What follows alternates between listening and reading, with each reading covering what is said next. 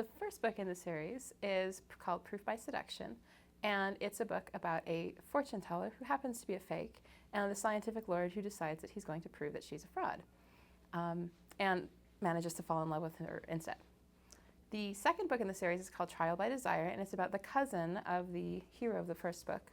And it is about, it's a marriage of convenience story in which the wife decides to save a friend of hers, and the husband decides to save a horse. And when matters get complicated, they realize that the only way to save both of them is to try and save their marriage.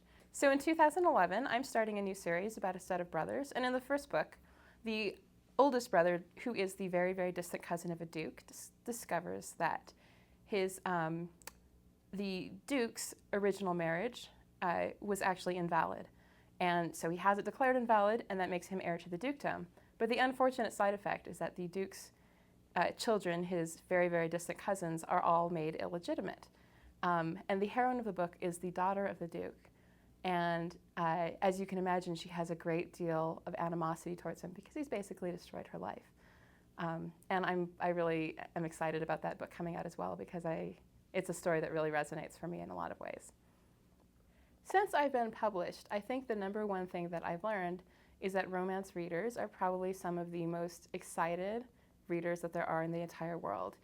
There are some people that you meet who have read one book a year, and almost none of them are romance readers. Somebody who reads romance, they will tell you, I love your book, I love this person's book, I love this other person's book. They read hundreds of books every year, and it's really great being part of a community of people who just love to read and love to talk about books.